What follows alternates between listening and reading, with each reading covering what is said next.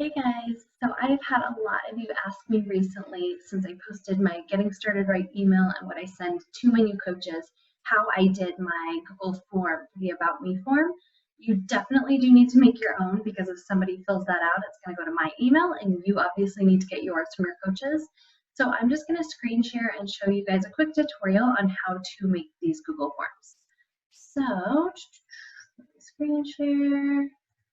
So obviously the first thing you're going to want to do is log into your Google account, and then you'll just go to google.com/forms.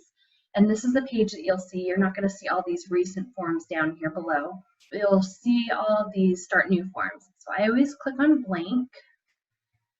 Now this is the new Google Forms, which you can definitely use, but I always go down to this little man here to go back to the old Google Forms because that's what I learned on, and to be honest, I don't want to learn a new one right now. So I use the old Google Forms. The only thing that you're going to need to do is fill out all of your own questions first. So this untitled form, you can title it whatever you want. So if you're going to do the About Me form or whatever, you just put About Me form. In this form description here, you can put anything you want. You can look at my About Me form for an example of what I put. And then you want to start filling out what questions you want in the form. So you want to click on there. You can do whatever question you want. So for example, name, that's obviously going to be the first one. And then you can change whatever the question type is here. So if you click on that box, you can make it a text, paragraph, multiple choice, however you want to do this. So I just always do text, and then you hit done. It'll add that to the form. And then you can continue adding items. So like if you want to do email address, whatever you want to do. And then when you are done filling out all the questions you want in there, the first thing I always do is make sure that none of these boxes up here are checked. You don't want people to have to log into Google in order to do this. That's really annoying to do from your phone. So just make sure all of these boxes up here are not checked. And the second thing I like to do is I like to change the theme. So if you click on change theme, move my picture over, you're going to get these boxes over here, and you can pick whatever theme you want. It'll go to their themes. So it'll go like this, which is kind of crazy. You can choose from a form you've done before, which I've done a few times. So once I have a form that I really like, I'll just choose from my previous form, and when you click on this, it'll pull up all the forms you have, and you can select one, and it'll pull that theme from that form, so you can make them uniform if you want. But usually I'll just kind of pick whatever one is kind of simple. So like this one's pretty simple, and then I will click here and customize it because I don't want people to go to my form and see this picture up here. That's not me, that's not my picture. And in customize, you can do anything you want. I usually change the header image. So if you click here and you click change image, you can pull images that they have, or you can upload your own image from your computer, which is what I do. And I make a picture on Canva for this. It does not matter what size your picture is.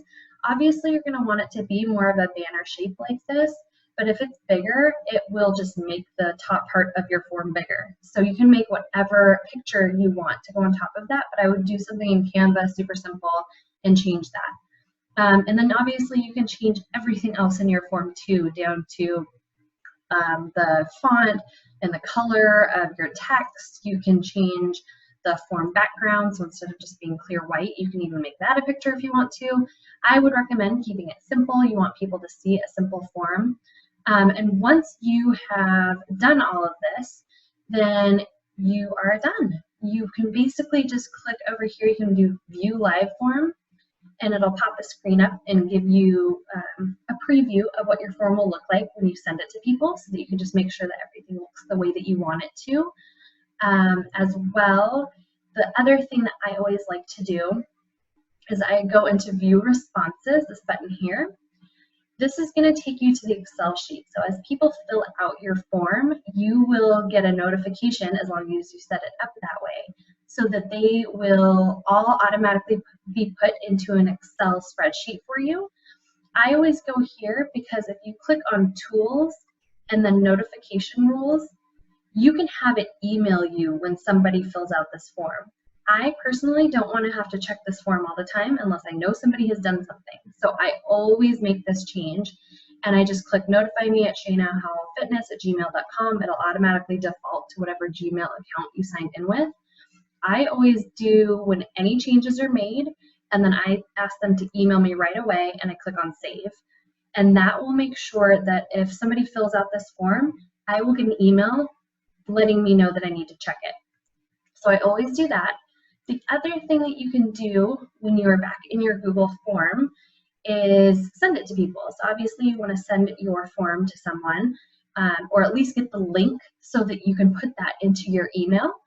And if you click on the send form button, here's the link to share. I always go to short URL because it looks nicer, especially if you're going to use this for a challenge group invite or a coaching opportunity post and you want people to fill this out. When you are linking your form to your post on Facebook, or maybe you're just sharing it in the comments, the shorter URL just looks nicer.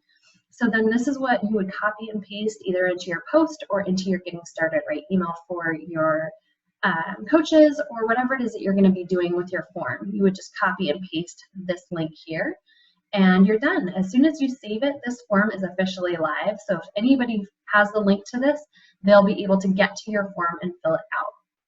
So anyway, I hope that that was all pretty self-explanatory. If you have any questions, feel free to let me know. I use this all the time. It's just a super easy way for me to keep track of everybody in one place. And it's nice because they can do it from their phone. So it's not something that they would have to get on a computer to do. Like our Old About Me form, you had to get on the computer and get the Word document open.